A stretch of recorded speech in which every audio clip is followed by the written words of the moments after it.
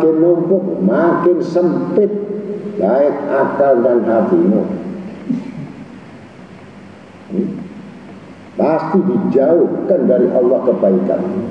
Ketika datang kebaikan terhalang, ketika mau datang di majelis terhalang, ketika mau duduk terhalang.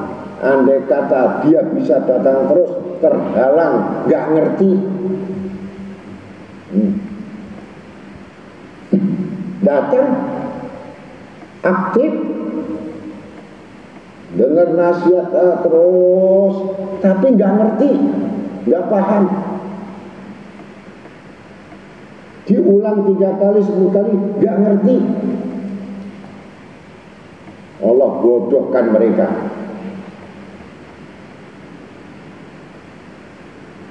Ya orang nggak ngerti bagaimana. Untuk apa kamu datang, ya? Tapi kamu nggak ngerti.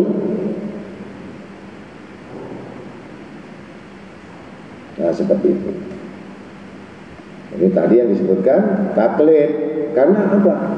Angin yang paling kuat bawa dia ternyata arus dunia. Sehingga arus akhirat itu enggak dirasakan. Dunia saking kuat arusnya dan dominan, sudah mati orang ini sebelum mati.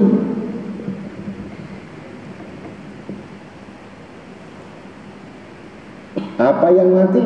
Hatinya mati, pikirannya mati, kehidupannya mati, rezekinya mati, semua pas-pasan.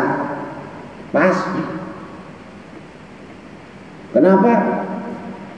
Tidak pernah menghidupkan hati pada Allah, gak pernah menghidupkan pikirannya dengan Allah, gak pernah menghidupkan semua malamnya sama Allah. Kecuali kalau malam dia bisa hidup pikiran cuman duniawi. Kalau siang pikirannya cuman duniawi, yang diharap-harap, yang diingat-ingat cuman harta dan duniawi. Lah ini kan mal'un. Ini orang terkutuk sudah. Tidak bisa misahkan mana kehidupan hati, mana kehidupan akal. Hatimu mutlak milik Allah, kerjakanlah duniamu dengan akalmu, kan begitu. Ini hatinya ikut kerja. Hati ikut kerja dunia, pikirannya ikut kerja dunia, badannya ikut nyemplung semuanya. Terus untuk Allah mana? Tapi ngomong istiqomah.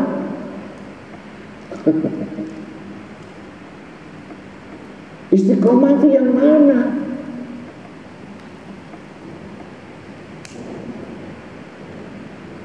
Istiqomah adalah bentuk ketetapan roh, perjanjian roh, pengabdian roh. Dari diciptakan roh sampai kembali kepada Allah Ta'ala, ini dalam bentuk pengabdian. Jadi yang kuat orang istiqomah ini adalah akalnya. Kalau orang kuat nafsunya bukan istiqomah. Malaikat itu istiqomah. Kenapa malaikat istiqomah? 24 jam menjaga rezekinya Allah itu, ya, yang jam 4 subuh, yang jam 3, yang bangun tidur, yang mau tidur, itu ada rezeki malaikat yang khusus ngurus seluruh dunia. Dan tidak ada terlewat satu binatang makhluk, satu semut dari miliaran semut yang nggak ada rezeki. Jangan manusia. Kalau kita perhatikan Kalau malam ini banyaknya orang yang di pasar jual beli, atau di Amerika itu kita siang hari, yang satu pun tidak ada yang terlewati oleh malaikat. Ini istiqomah.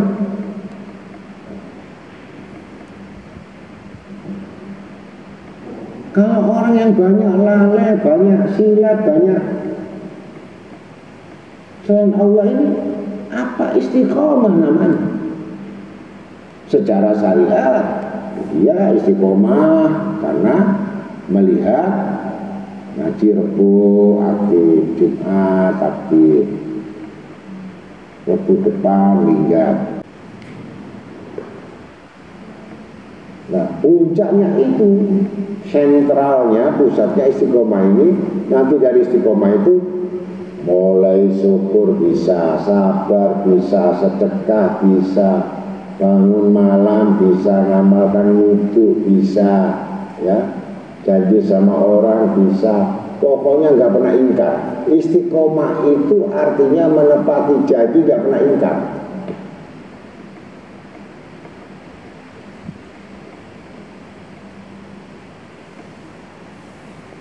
Kalau mengurangi waktu, mengurangi kebaikan, mengurangi keadaan, ya memang bukan istiqomah.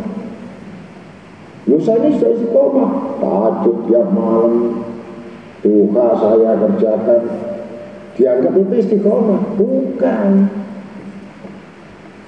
Itu kan untuk sholatnya. Yang lain,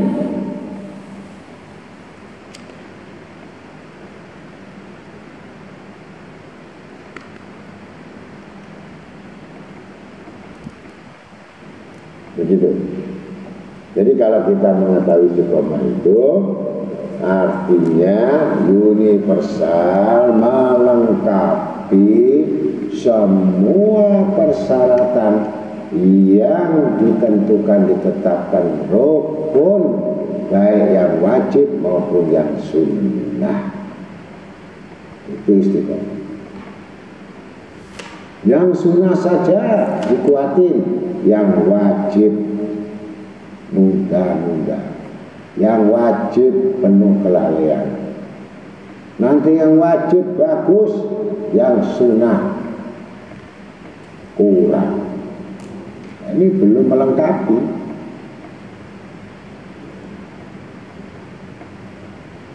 Sedekah saja nggak perlu ngaji, repot. Ngaji aja nggak perlu sedekah, ini repot.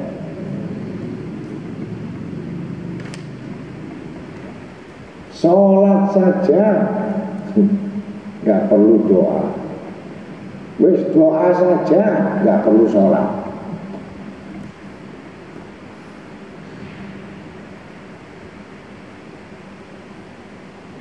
Jadi bentuk istiqomah, apa yang diwajibkan dan apa yang disunahkan semua tercukupi, dilengkapi agar sampai proposal itu kepada tujuan.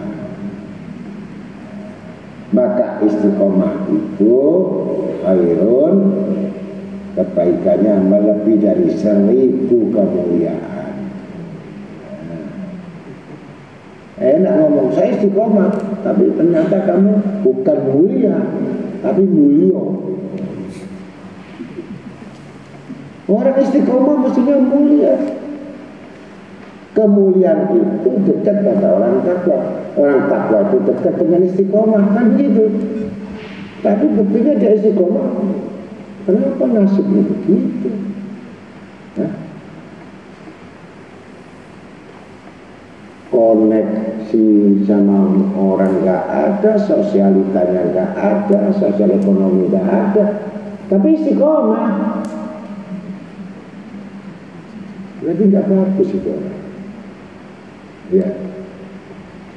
Padahal istiqomah tadi mendapat 1000 karomah, 1000 kemuliaan. Ini yang tidak disadari oleh manusia. Untuk apa kamu buang-buang waktu yang demikian itu? Ternyata kamu itu hanya bentuk persyaratan, bentuk berpijak tapi tidak menginjak. Ya. Saya ngerti hukum tapi saya melanggar hukum, begitu. Dia tahu hukum sebenarnya tidak menjalankan hukum. Ini orang membantah sebenarnya sama Allah Ta'ala. Perintahnya nggak dilaksanakan, sunnahnya nggak dilaksanakan, bacaannya dilaksanakan. Perintahnya.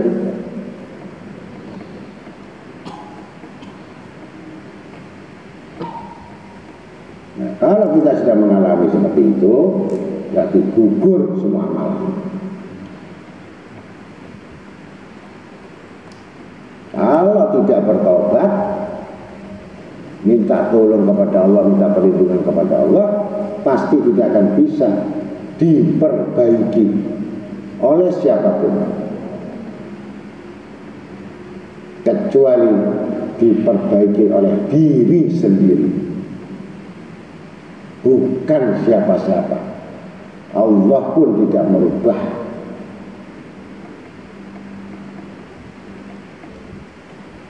Kecuali manusia itu yang sadar mau merubah. Kenapa saya begini? Dirubah. Jangan berlarut-larut sampai jadi fosil. Yang harusnya cuma bisa dihilangkan dengan kotoran itu dengan air, tapi kalau sudah membatu akan susah.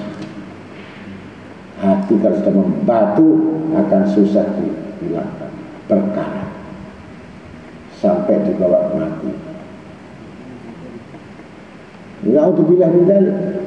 Ini yang tidak bisa diperbaiki. Tapi mengatakan saya istiqomah.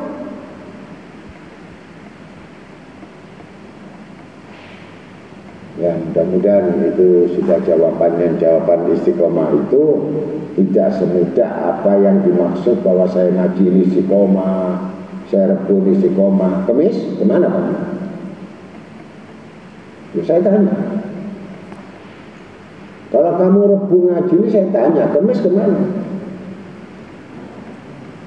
Kalau saya tanya, Jumat saya istiqomah. Saya tanya, Sabtu kemana? Minggu kemana? Senin kemana?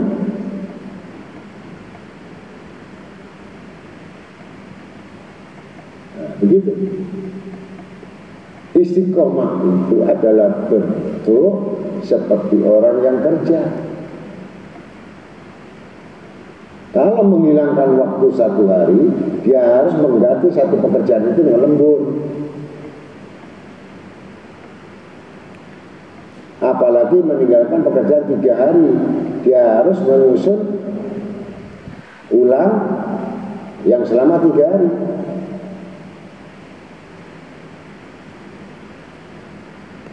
Ini bentuk pertanggungjawaban. Itu bab pekerjaan. Bagaimana di hadapan Allah istiqomah ini 24 jam. Termasuk saya belum istiqomah. Kau pikir saya istiqomah? Saya sendiri tidak istiqomah.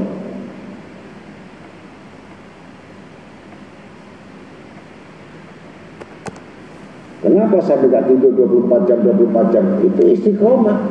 Karena roh diperintah oleh Allah 24 jam untuk ibadah, untuk berzikir kepada Allah. Nafsu menolak dengan pertama banyak makan, banyak tidur, banyak kawin. Udah pasti sudah terhimpun. Kalau orang doyan makan, doyan tidur, nafsunya udah nggak bisa dikendalikan. Kalau orang kurang tidur, banyak ibadat, sedikit makan, nggak ada pikiran negatif itu.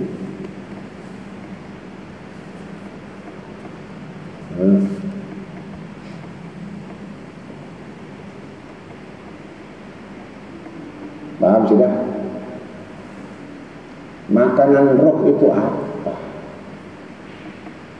Makanan jasad itu nasi, lauk, pauk. Makanan roh, zikirullah, Quran, wirid, itu makanan roh. Makanya orang ngaji itu cari makanan roh atau cari makanan perut. Begitu.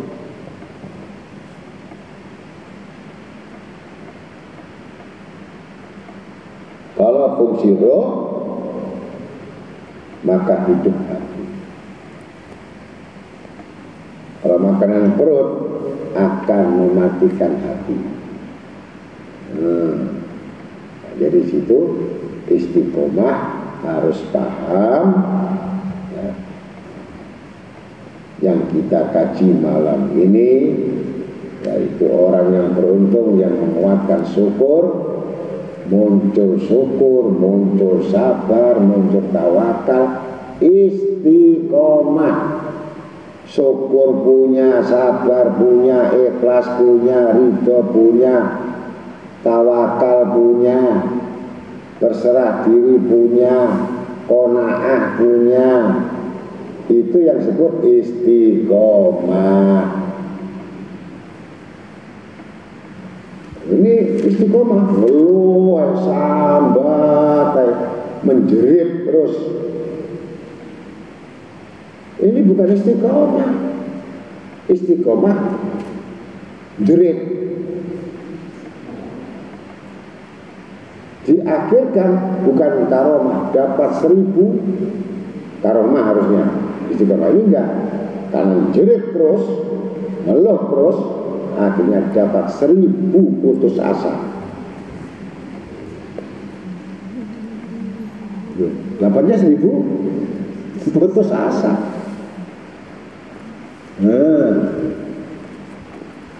Akhirnya disalahkan pikirnya, disalahkan sholatnya, disalahkan ngajinya, disalahkan meleknya. Aku sudah tidak tidur dari isya sampai subuh. Kenapa nasibku begini? Disalahkan.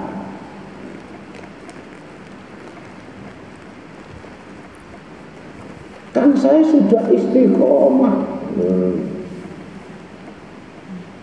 Istiqomah ngeluh, itu istiqomah. Istiqomah sambat, istiqomah. Hati-hati. Salah niat, salah menempatkan hati, salah ibadah, salah berdoa, salah zikir, salah duduk, salah. Hasilnya makin parah ibadahnya,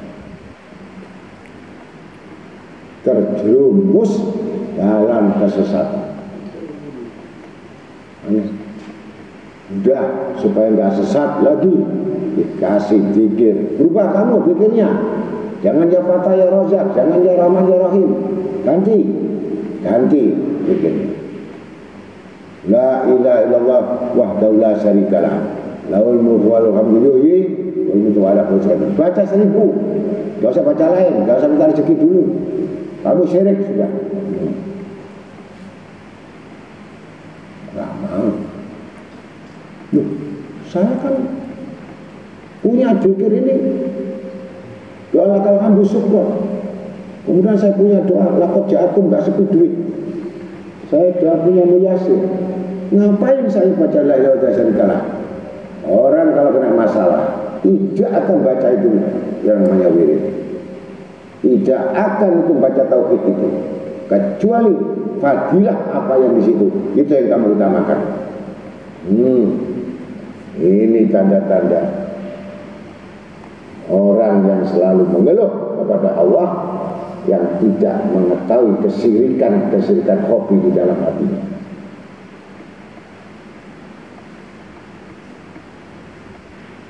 Baca itu saya tidak benar hati saya ini. Kenapa saya begini? Kenapa saya begini? Tidak, la syarikalah. Tidak sekali-kali aku menyebutkan engkau ya Allah.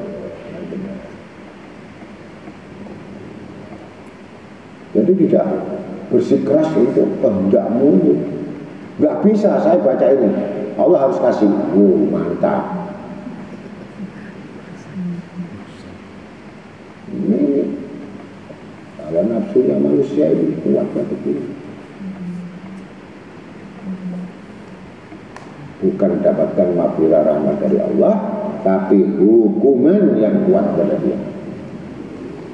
Ya, mudah-mudahan kalau kita maka dianjurkan untuk baca di sholat itu maghrib subuh, kita baca la ilaha illallah wa syarikalah lahul mulku wal hamdu wa huwa 10 kali. Subuh 10 kali. Betul-betul itu diutamakan dulu daripada yang lain. Pengakuan itu lebih diutamakan daripada permintaan. Kalau manusia tidak mengakui atas kelemahannya, bagaimana permintaanmu akan didengar? Pengakuan aja kamu nggak punya. Pengakuan setelah disadari, baru permintaan sesuai apa yang diminta. Ya, mudah-mudahan yang sedikit ini dari bab syukur atau tercelanya dunia. Tentunya bahayanya cinta dengan dunia. Bahayanya cinta dengan dunia. Menjauhlah yang dibenci oleh Tuhan.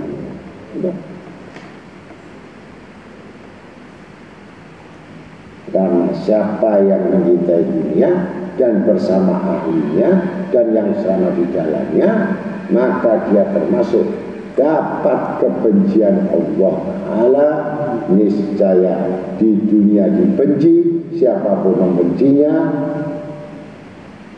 sampai di akhirat pun surga pun membencinya.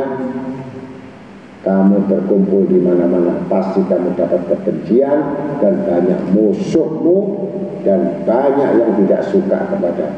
Walaupun kamu kaya raya, walaupun kamu hebat, pasti Allah menjauhkan kebaikan itu dari kamu karena kamu selalu cinta pada dunia. Assalamualaikum warahmatullahi wabarakatuh.